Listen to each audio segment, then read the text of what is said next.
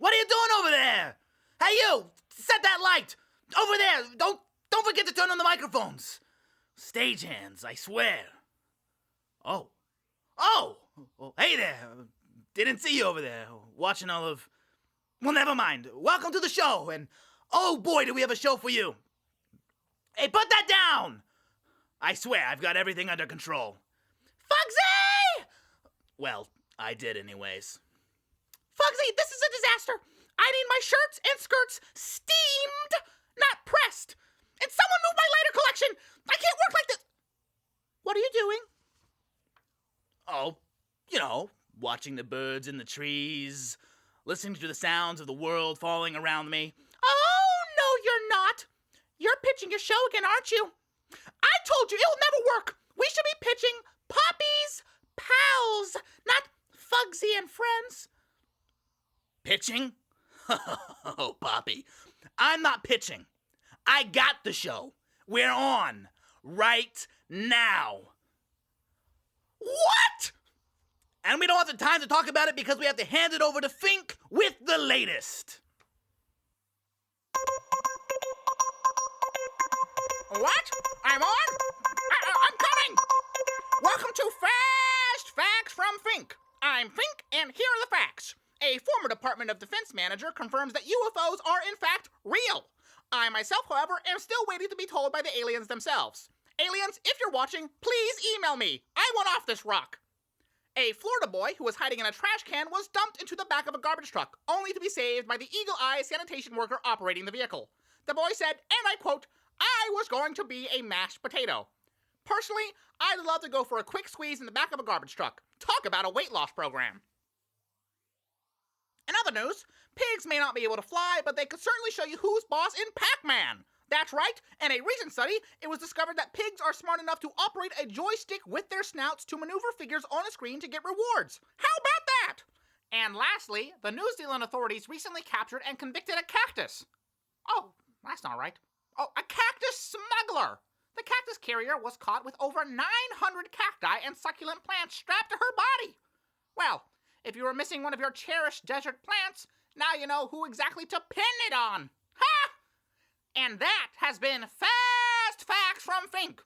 Always remember to check your facts.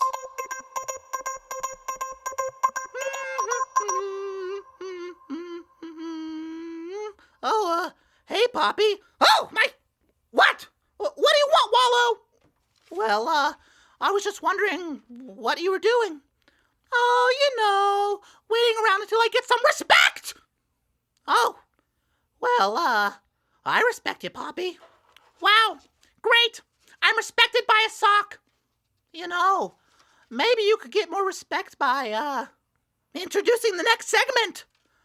Oh, yeah, smart thinking, Wallow. Here goes. Poppy's Pals presents... Oh, I don't know what's next. Oh, well, don't you worry then.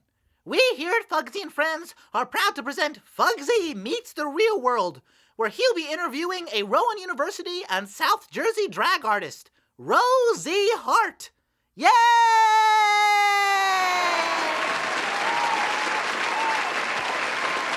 Hello all, and welcome to Fugzy Meets the Real World. I am Fugzy, and this is somewhat the real world.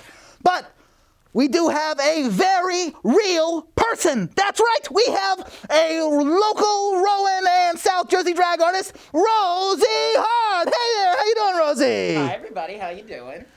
Oh, me personally, I'm doing well, thank you. Oh, I'm so glad. I'm also glad that I decided to match our wardrobes today. All right, you can't go wrong with blue. Never. Blue and black. Always, Nope. Always staples. Yep, absolutely. So, you are a drag artist, correct? Yes, I am. Oh, thank goodness. I'm glad I hired the right artist, drag artist. So tell us, what exactly goes into being a drag artist? So it basically is a bunch of creativity. I know a lot of drag artists that don't do the most realistic. They mostly call themselves drag aliens, drag creatures, drag I relate. monsters.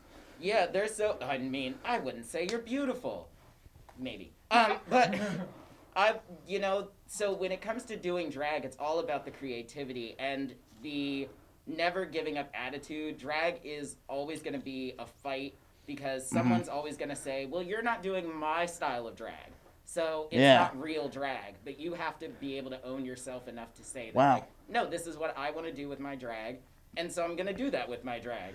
All right, so well, you're touching on this. What exactly is it that you do with your drag?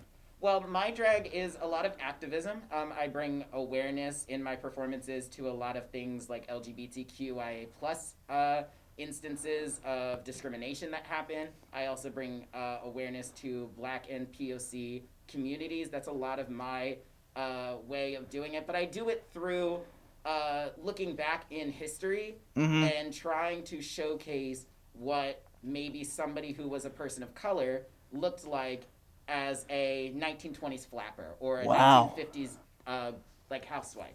So that's more where I take my drag style into, is how can I show that these people existed and also that they were just as beautiful as a magazine might have had them. Yeah, absolutely. So, I mean, you're touching on this historical figures and stuff. So who are some drag artists throughout history that you personally look up to? Oh, I love, one of the biggest girls that I know is Pepper LaVesia. She's one of the first people to start things called drag houses, which was just groups of drag artists getting together and doing competitions or going to events just as a group. Wow. And they would just travel together and they would go, and they called themselves a house. They called themselves a family. There was usually like a mom or a dad, a matriarchy, and brothers and sisters and everything. And it's a whole house party. yeah, I mean, of course, if you get together with your girlfriends, you have a nice little house party. Absolutely. Well, I'm trying to think of something else to ask. There's so many different routes I could go down. I know, it's so interesting. Drag is so versatile. It works in so many different ways. I take drag and put it into my work as a dancer, as a theater artist, as a costume designer. I take drag with me everywhere I go, and I don't like to think of drag as just, okay, I'm Rosie for like this 2 minutes, and that's it. And then after that, I don't care about my drag. It's not going to do anything else. No, I live my drag. I try to live my drag at least every day, at least an hour of my life, even if it's just sitting in like this bodysuit with no makeup on, no hair done, nothing. Just doing your thing. Just living my life, just trying to live that way every day, at least a part of that way. So I never forget, if I want to need the confidence that Rosie has that I might not have sometimes, I can tap into that. Even though it may not be a drag performance, I still can be just as confident as I am on stage. Wow, that's really interesting. So how about you walk us through what it's like when you're preparing? Like you sit down at, wherever you sit down, and you're getting ready. You have a big show that night. What all do you do? Oh, okay. So the first thing I do is I wash my face. Skincare is super important. Oh, absolutely. Of course, I can see just lovely, supple, smooth skin. It's so gorgeous. I wish. Oh, thank you. This is just so much more. 100% pure felt. Oh, is that the trick? I need to buy felt? Yep, absolutely. Go to a craft store, you're set. Of course. I mean, I'm normally in craft stores, but I will try the felt department. But when it comes to getting ready, I first start with skincare. We do a whole skincare routine that's like 17 steps. We don't have time for that. But if we want to know like my drag makeup routine, I start with foundation. I want to get a clear base. Then we do contour. We want to make all the definition in my face show up, whether I'm 6 feet away from you or 2 inches away from you. Just or 6 feet. Always 6 feet.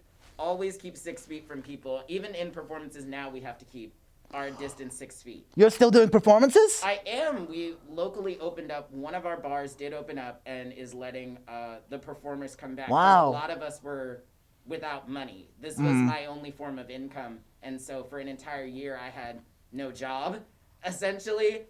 So the bar I worked at was like adamantly trying to get us to work. Absolutely, as they should. Yeah, so we only do 3 days. We used to do every night, but right now we can only do 3 days because we have to take that like break in between, and it's a rotating cast schedule. Yeah. But that's pretty much. What are some other like precautions that they take to make sure that you, as well as anyone who's coming to see a show, to be safe? Oh, of course, we take every single precaution possible. When all of the performers backstage, we have our own set of like face shield masks, so that way we can still read our lips if something's going wrong backstage, but we're still not going to be like spitting on each other. We keep a 6 feet distance all the time, even when we're changing. Right now, one of the big precautions we just added was making it so all of our tips are going to be online, and then also, if you can't tip online and you still want to give us physical money, we have a big fishing net. Fishing net? It goes like this big, pretty much. It's like this big of a fishing net. And I could stand like... You just got to go and catch some money or what? I need the money. I need the money. Don't we all? Don't we all? Of course we do. It would just be so nice if I got compensation for, better performances. Wow, yeah. You're telling me. I don't think I've ever been paid once. That's not at all. Conversation with you and your encyclopedia, not. Yeah, don't even get me started. Don't even get me started. I won't. That's why I don't have management. It's just me. It's just you. I should look into that.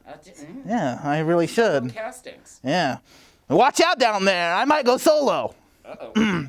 Anyway, so we're talking about drag and wait, do you have any like favorite moments of your own personal like I don't know, drag career? So I've been doing drag roughly about 3 to 5 years. I started when I was around 13, 14, looking up how to do makeup, how to do fashion, how to dress myself. And after that, I decided that I was going to try performing. And so I've been performing since I was 18. I've been performing in Philadelphia, Harrisburg, Pennsylvania, New York City. I want to start moving to Delaware, but that's after COVID. But that's pretty much like how my drag career has started. My favorite moments are always performing. I always just like in totality, just performance in general. I will always say that my favorite part of drag is the first moment I step on a stage. Yeah. And then obviously I love everything else about it, but that specific moment, that like adrenaline rush and calm of you know what you're doing, you know this routine, but you're still maybe a little nervous because you may not have performed it at this place. You might have had a shoe problem. Drag is all about like changing and adjusting things too. And so sometimes, things happen. And I understand. Things just happen. Yeah, and you never know what could happen backstage. Sometimes a hair falls or a zipper pops, and you're gonna have to still go out on stage, and you still have to do it in order to perform and make your money. So, I mean, I don't have a favorite moment yet. I'm sure I'll have one when I like do this a little bit longer. But right now, I just love everything about it. Oh, that's so beautiful to hear. So, well, I understand that you're about to do some stuff for us. But before that, I was wondering if you could tell the folks at home where exactly they can look to see some of your work. Of course. If you want to follow me on Instagram, you can follow me at missms.rosey, ROSEY, _heart, HART. And that's where I post all of my upcoming events. That's where I keep all of my pictures of gorgeous outfits like this. And some gown work that I do, any other things that I do, that's pretty much it. But that's pretty much where you find me. Thank you. Well, it has been a great pleasure, Rosie, and I cannot wait to see what you've got planned for us. Thank you. I hope you enjoy it. All right, this has been Fugzy Meets the Real World. Everyone give it up for Rosie Hart! No way, there's no way. You must agree that, baby, and all the time I've been by your side. I've never lost control, no matter how many times I knew you lied. Have my golden rule, gotta keep my cool, baby. Your emotions got and even though you've had your fun running around with some pretty young thing, and even though you've had one song with some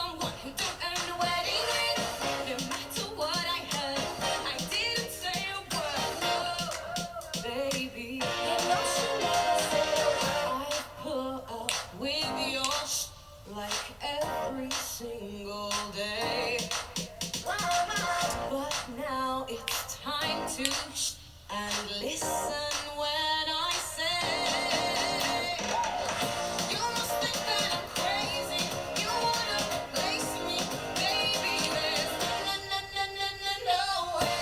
If you think for a moment, I'd grant you annulment. Just hold up. There's no way. No way.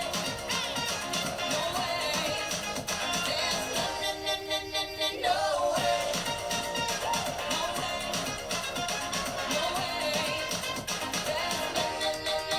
No way. There's no way. So you read a Bible verse that I'm cursed 'cause I was your brother's wife. You say it's a pity 'cause quoting Leviticus I'll end up pitiless all my life. Well, Daddy, weren't you there when I gave birth to Mary? Oh, my baby. Daughters are so easy to forget. You're just so foolish. Must think that I'm naive. I won't back down, won't shh, and no, I'll never leave. You must think that I'm crazy. You wanna replace me, baby? There's no way. If you thought it'd be funny to send me to a nunnery, honey, there's no way. No way. No way. There's no way.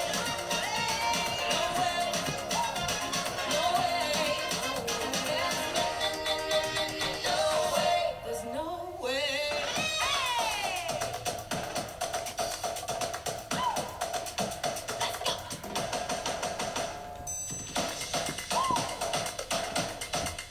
Here we go. You got me down on my knees. Please tell me what you think I've done wrong. Been humble, been loyal. I've tried to swallow my pride all along.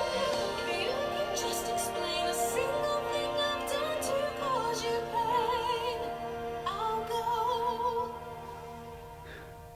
No, you've got nothing to say. I'm not going away. There's no way. You must think that I'm crazy. You wanna replace me, baby? There's no way. You may be a wife, so long as we to the end of my life. No way. No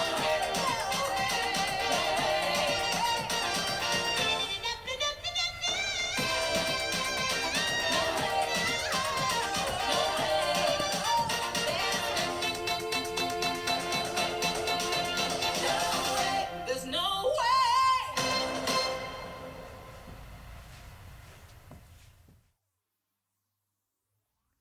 I told you already!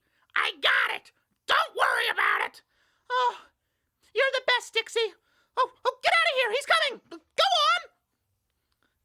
Hey, Fugzy! Long time no see! What's going on? Well, not much, thankfully. Honestly, this is going way better than I expected. I thought that maybe we could kick back and relax and see what's happening on TV. We can afford that? Sure. Check it out.